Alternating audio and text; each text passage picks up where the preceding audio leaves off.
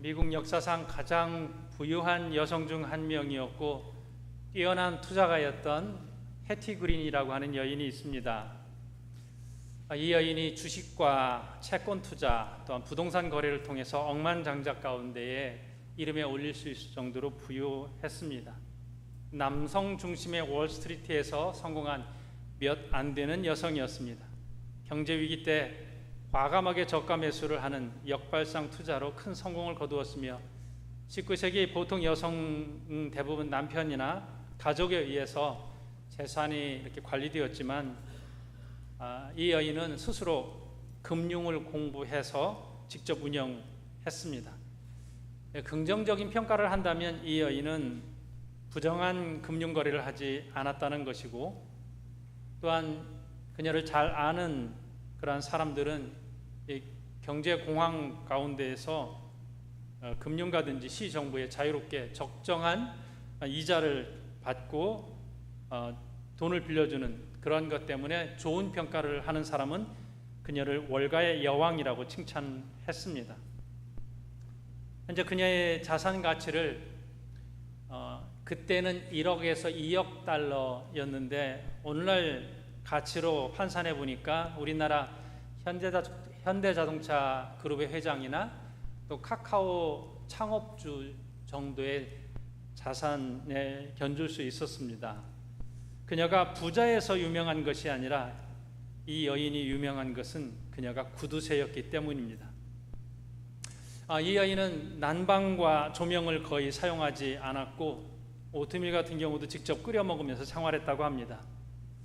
가장 충격적인 것은 아들이 다리를 다쳤을 때 더 저렴한 무료 진료소를 찾아다니다가 적절한 치료를 받지 못하여 결국 아들의 다리를 절단했다는 것이 가장 충격적인 사실이었습니다. 세탁비를 아끼기 위해서 낡은 옷을 입고 다녔고 오직 검은 옷 한 벌을 입고 다녔다고 합니다.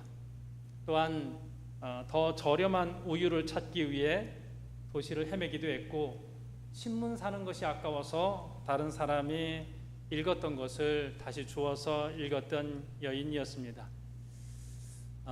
또 불명예스러운 것 하나는 기네스북에 전 세계에서 가장 인색한 여인으로 이름이 올랐다라고 하는 것이죠. 가장 많은 돈을 가지고 있었지만 쓰는 데에서는 제대로 사용하지 못한 사람이었습니다.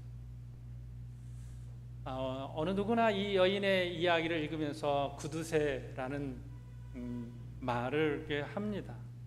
그렇다면 우리는 어떨까요? 돈이 많은데 돈을 제대로 사용하지 못한다? 사람들은 각자 경제관념이나 경제 철학을 가지고 있습니다. 어떻게 벌고 어떻게 쓰고 라고 하는 부분인 것이죠. 사람들의 평가가 있고 하나님의 평가가 있습니다. 사람들은 여러분에게 어떤 평가를 합니까? 좀 커피라도 한 잔 사세요 라는 말을 많이 들었다면 재고해 봐야 될 것이 이제 돈 그만 쓰세요. 저도 한번 사게 해주세요 라는 말을 듣는다면 아마 다른 사람에게 돈을 잘 사용할 줄 아는 분이 아닐까 생각합니다. 방금 소개한 이 여인은 신앙인이었습니다.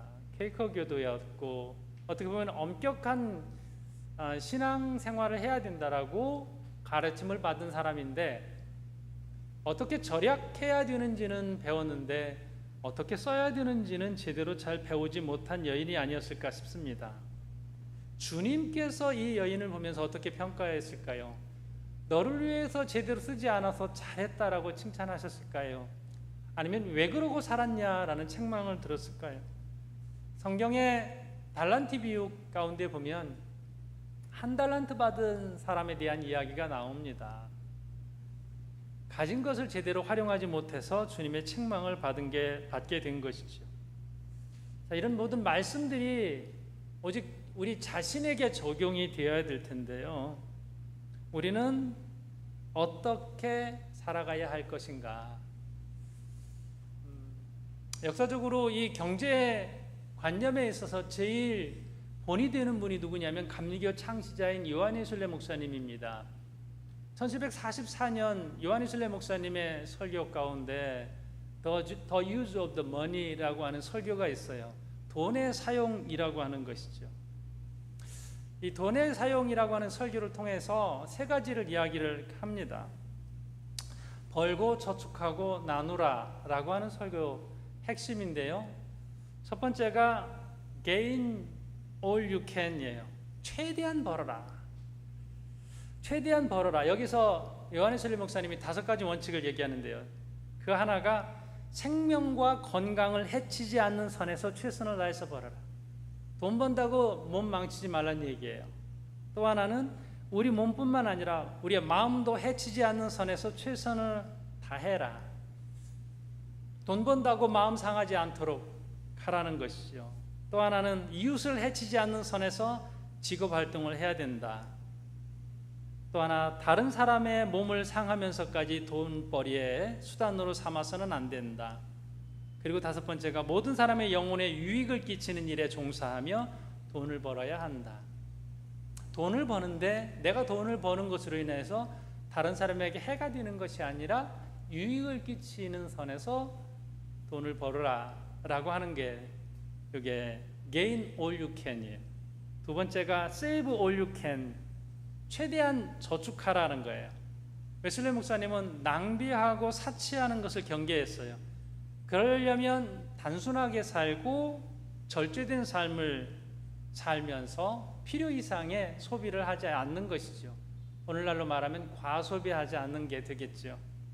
그리고 세 번째가 give all you can, 최대한 나누라라는 거예요. 돈을 많이 벌고 절약했다 하더라도 그것을 자신만을 위해서 사용하지 말고 하나님과 이웃을 위해 사용하라. 그러면서 지출에 대한 몇 가지 기준을 얘기합니다.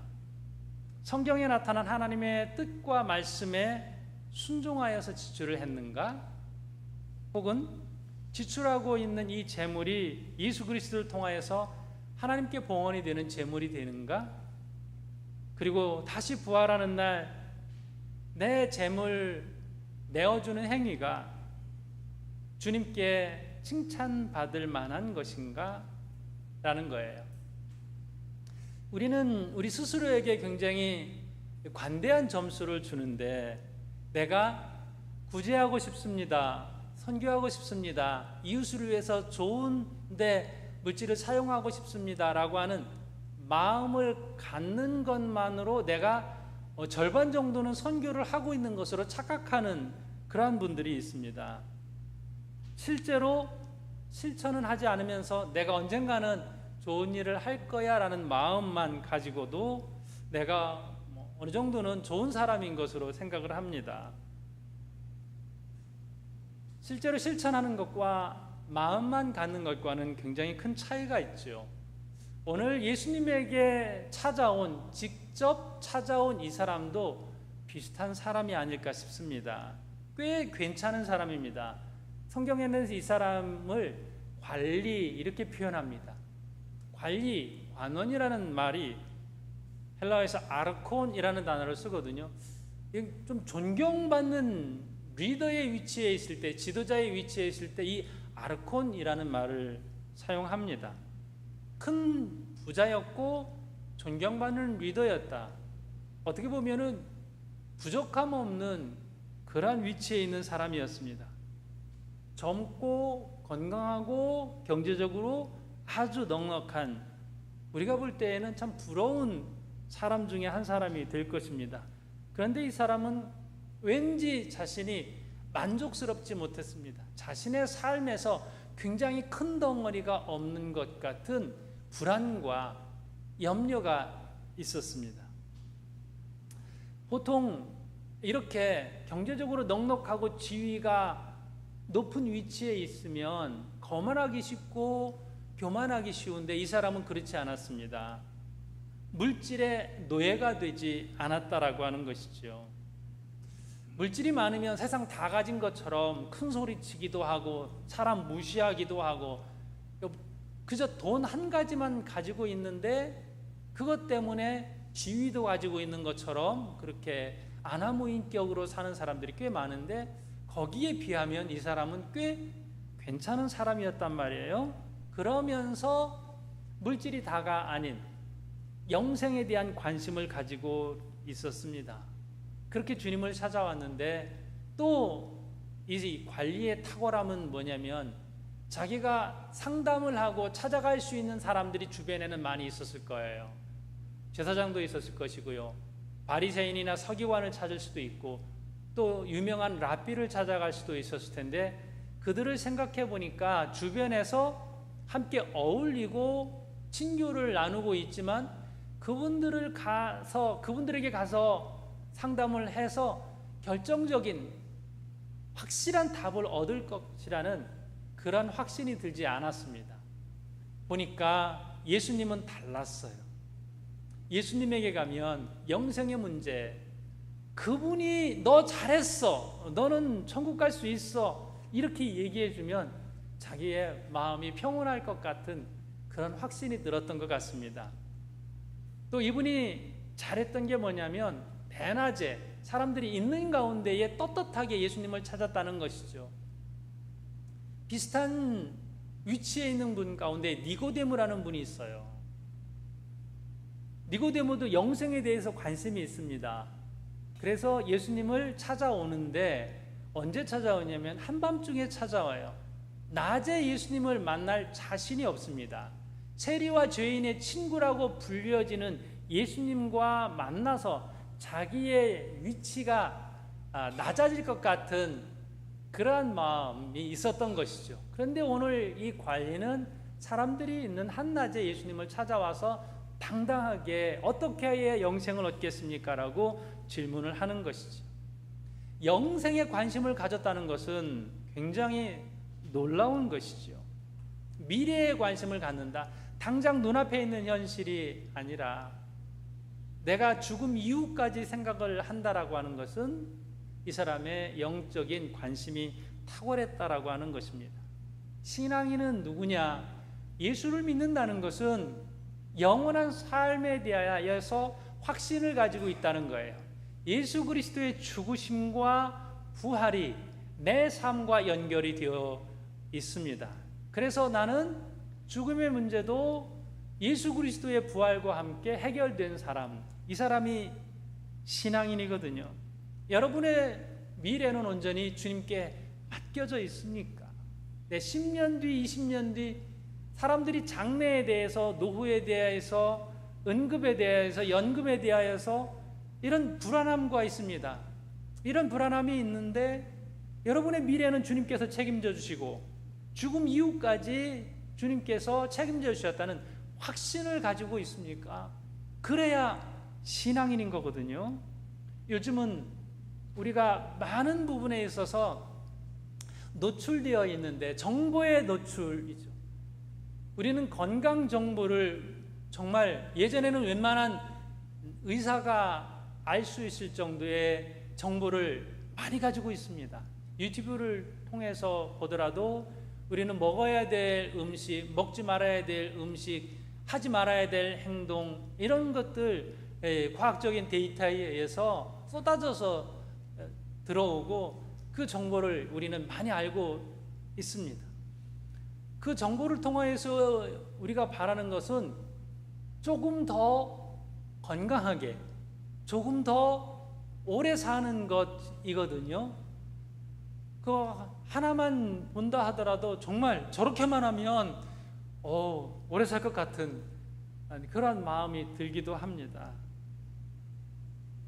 텔레비전 방송을 통하여서도 좋은 먹거리, 또 건강한 삶에 대한 이야기들을 하는데 이런 정보가 넘쳐나는 세상 속에서 어찌 보면 건강이 우상화된 것이 아닌가라고 하는 생각이 들기도 합니다. 몸에 좋다고 하는 거 많이 먹으면 어떻게 되는지 아세요? 그죠? 예, 간이 망가져서 그만큼 생각했던 것만큼 오래 살지 못한다는 얘기도 있습니다.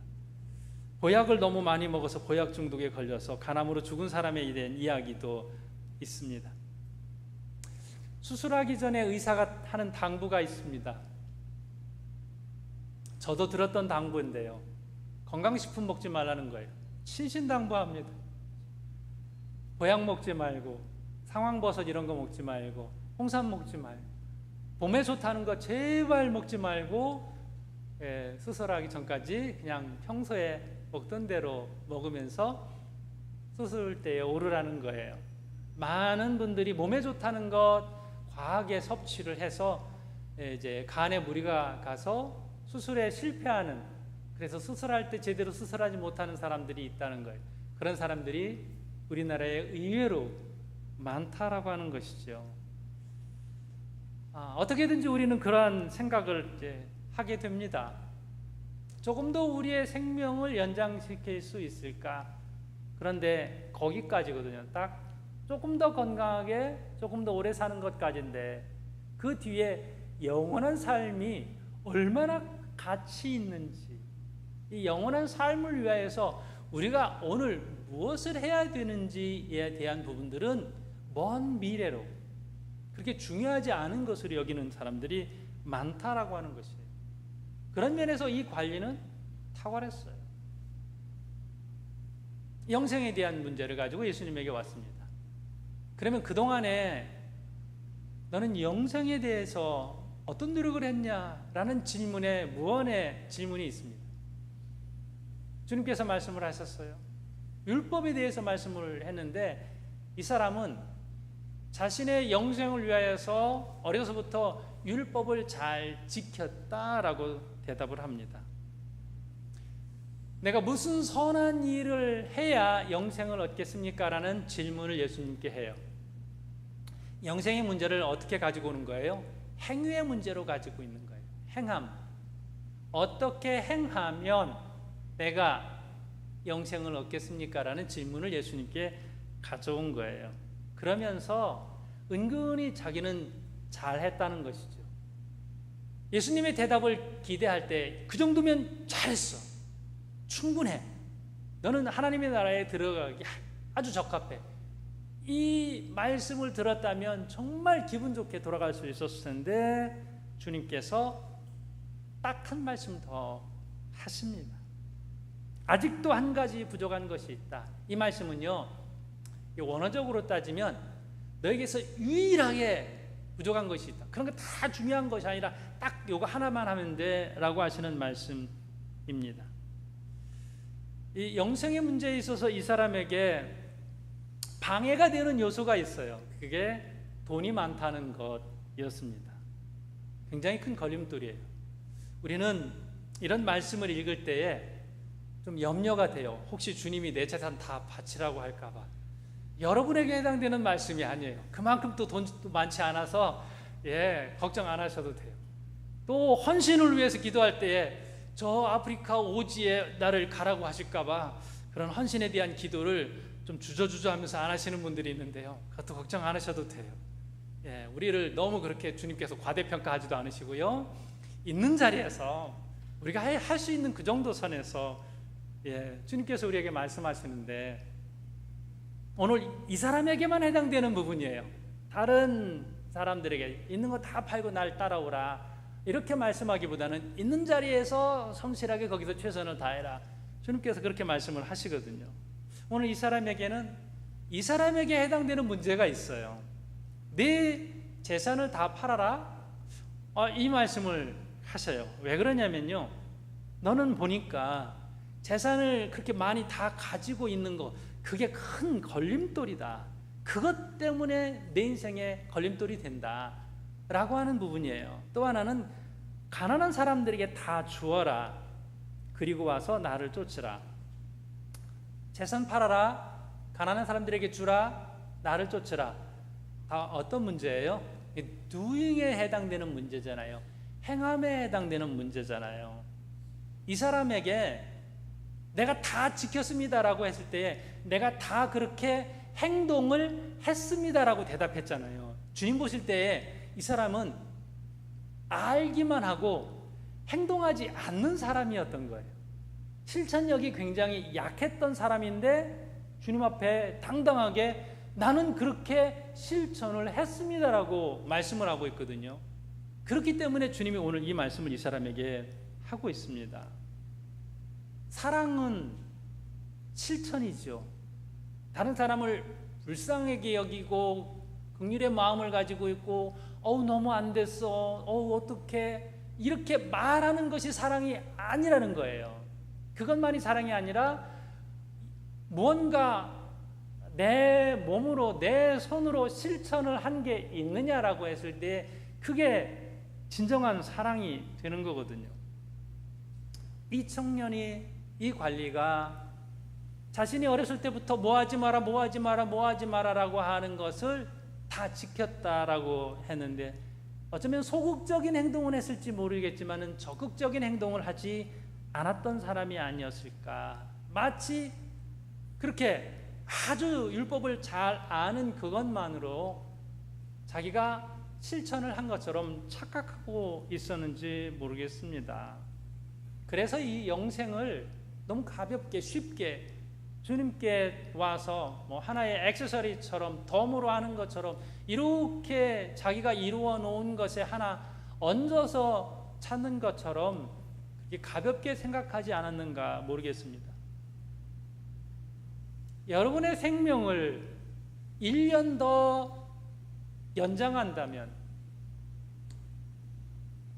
흔히 유튜브 같은 데 보면은 어떤 뭐 건강에 대한 학자든지 의사가 이렇게 하면 생명이 뭐 1년 더 연장됩니다. 요 습관을 바꾸면 뭐 5년 더 연장됩니다. 이런 이야기에 솔깃하기도 해요.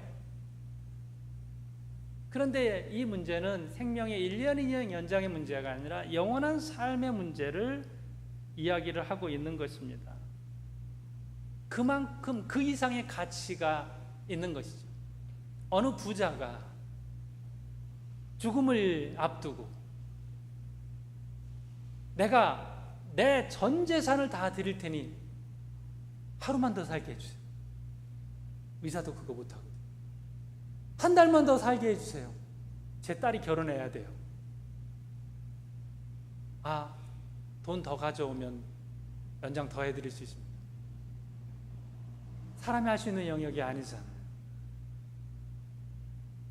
우리가 건강할 때는, 젊을 때는 그렇게 가치 있게 여겨지지 않던 영생의 문제가 이제 건강이 약화됐을 때에 확 실감이 나게 되는 것이죠. 시한부 삶을 선고받았다고 하면 그때는 더 실감 나겠죠. 나의 무엇을 더 희생을 해서 내 생명을 연장시킬 것인가, 이 생각을 하게 되는 시점이 있습니다. 어떻게 보면 이 관리는 주님의 이 선언이 그에게는 축복입니다. 얼마나 귀한 축복입니까? 방법이 없다는 게 아니에요. 이제 가장 큰 문제가 무엇인지, 왜 그에게 그런 행동이 없었는지 주님께서 아시고 길을 열어주셨어요.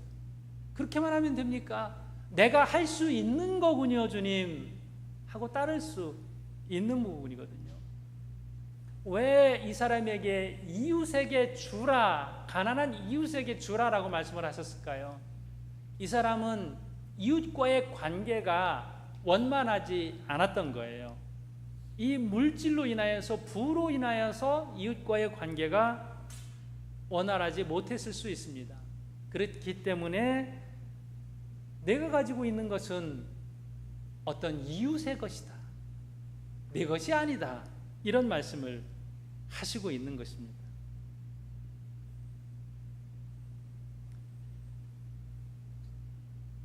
우리가 믿음에 대하여서 제대로 알 수 있는 것은 그 믿음을 행할 때입니다.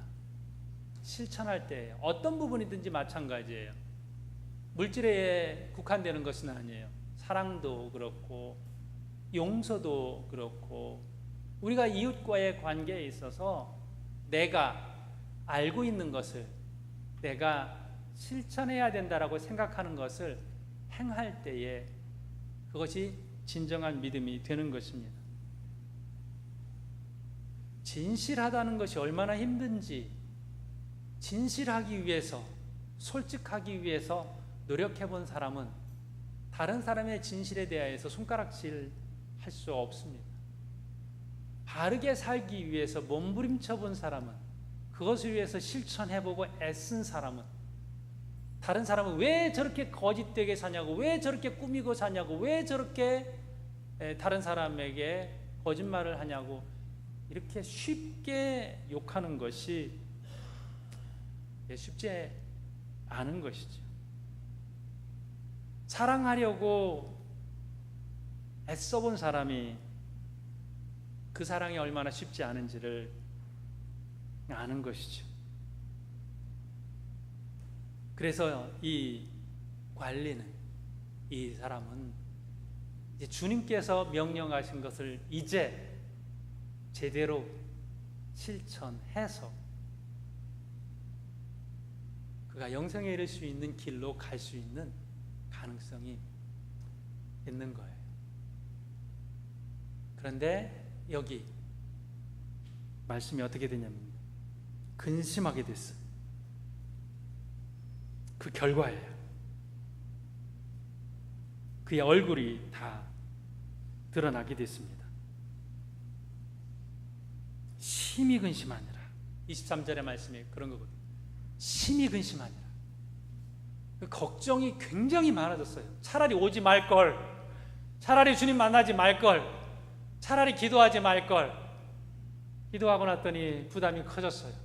그게 은혜의 길이고 그의 축복의 길이고 그의 인생에서 가장 찬란한 길인데, 이제 그 실천을 할 수 있는 용기가 없습니다. 기회를 발로 차버렸어요. 주님께서 부자가 천국에 못 들어간다는 얘기가 아니었어요. 그 부 때문에 굉장히 들어가기가 힘들어진 것이죠. 부자가 천국에 들어간다는 말씀을 낙타가 바늘귀로 들어간다는 말씀으로 이렇게 말씀을 하고 있습니다. 어렵다는 거지 불가능하다는 것은 아닌 거거든요. 이 부유함이 얼마나 사람을 교만하게 하는지 모릅니다. 여러분은 그런 이해가 있는지 모르겠습니다. 오랜만에 친구에게 연락이 닿게 됐습니다. 10년 만에 20년 만에 한국에 있는 그 어떤 지인과 연락이 닿아서 서로 반갑다고 인사를 하는 것이죠. 와, 반갑다. 어떻게 잘 살고 있어? 예, 너무 좋다. 목소리라도 들으니까 너무 좋다. 요선에서 탁 끝나면 좋은 전화잖아요. 그런데 이렇게 얘기하는 사람도 있어요. 나 요즘 골프질에 다니잖아. 나 요즘 뭐 몽클레어 이런 옷 입고 다니잖아. 나 요즘 볼보 타잖아. 안 물어본 건데 굳이 몇 평에 살고 있는지, 어떤 차를 타고 있는지 굳이 이야기를 하면서 상대방을 불편하게 하는 친구가 있어요. 다음부터는 연락할 필요가 없는 친구죠. 그냥 반가우면 반가운 것으로, 그냥 따뜻한 말 하는 것으로 끝나야죠. 어떻게 하든지 전화를 끊고 싶은데 전화를 안 끊어요. 자기가 자랑할 게 더 있어서. 또 전화해요. 자랑할 게 더 있어서. 자식 자랑이든지 남편 자랑이든지 재물 자랑이든지,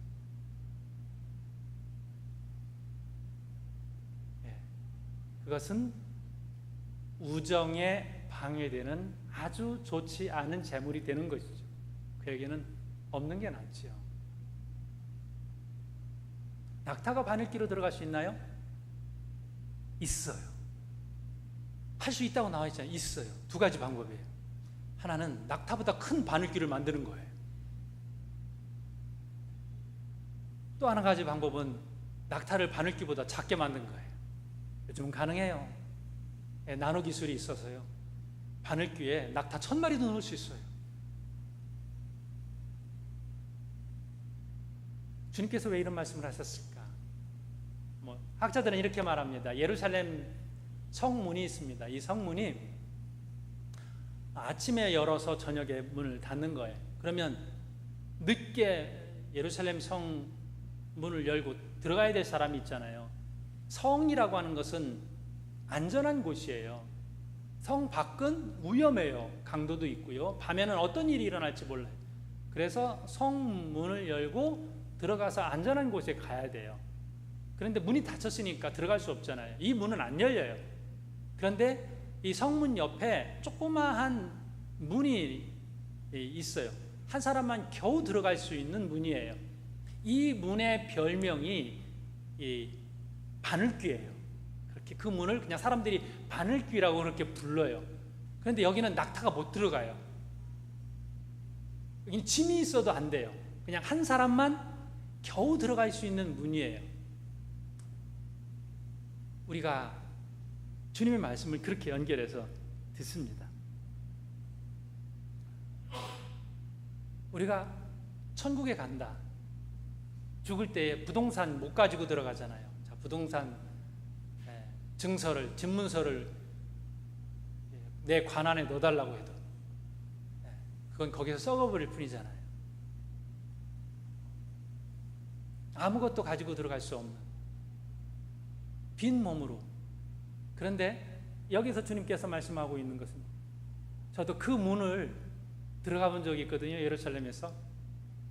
지금 이렇게 팔레스타인 자치구 쪽에 있는데요. 베들레헴 쪽에. 한 사람이 서서 들어갈 수도 없어요. 두 사람이 들어갈 수 없어요. 고개를 숙이고 겨우 들어갈 수 있어요. 볼 때에는, 밖에서 이렇게 볼 때는 저기는 뭐 쉽게 들어갈 수 있겠네 라고 했는데, 직접 그 문을 이렇게 들어가려고 해보니까 의외로, 제가 키가 커서 그런지 모르지만 아주 불편하게 숙이고 들어가야 하는 그러한 작은 문이었어요. 겸손해야 들어갈 수 있고 아무것도 가지고 들어갈 수 없는 그러한 문이 바늘귀였습니다.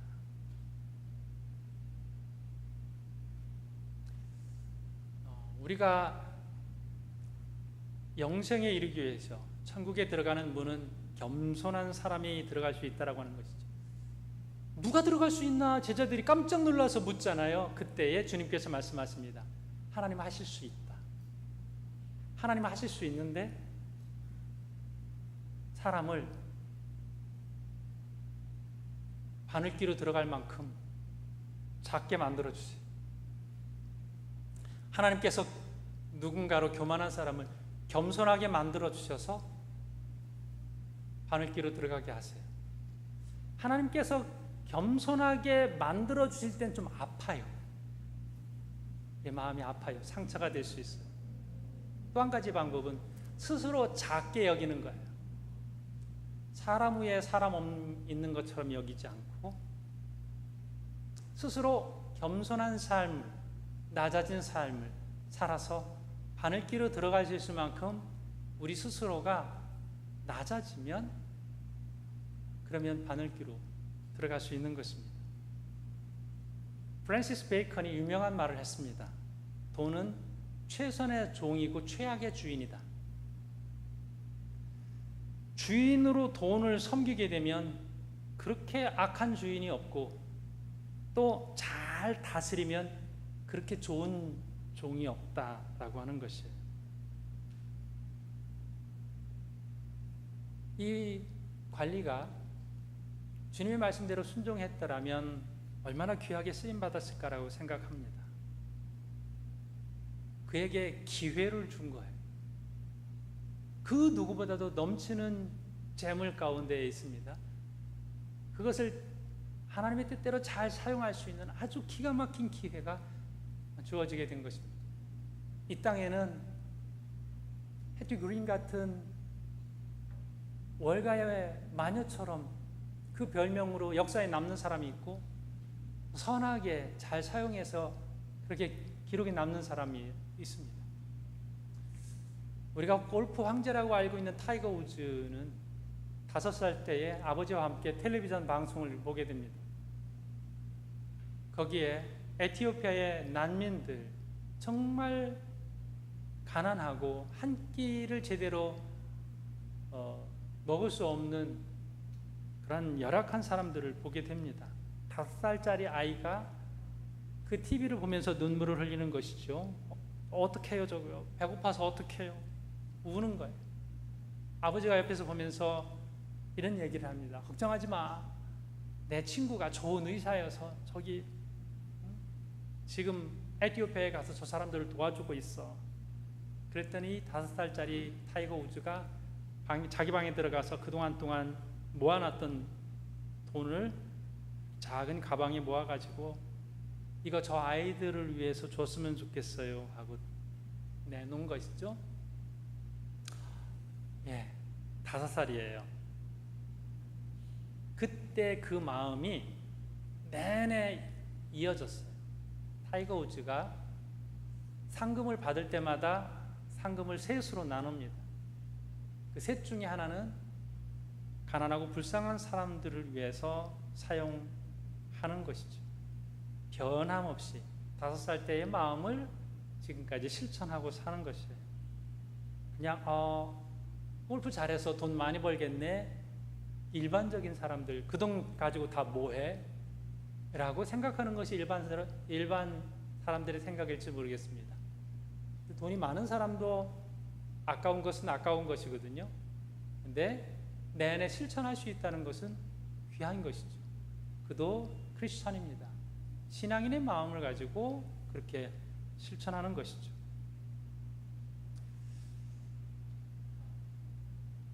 하나님 나라에 들어가려면 바늘귀로 들어가야 되는데 이 바늘귀로 들어가기 위해서 우리가 낮아져야 되겠죠? 내가 생각한 것보다 더 작아져야 할 것입니다. 주님 앞에 이 겸손한 모습으로 나아갈 때에 우리가 하나님 나라 영광을 위해서 귀하게 쓰임받게 될 줄로 믿습니다. 그렇게 귀하게 쓰임받는 저와 여러분이 되기를 주님의 이름으로 축복합니다. 기도하겠습니다. 걸어가신 하나님, 우리에게 생명 주셔서 감사합니다. 우리가 살고 있는 이 땅에도 다음 한 끼를 걱정해야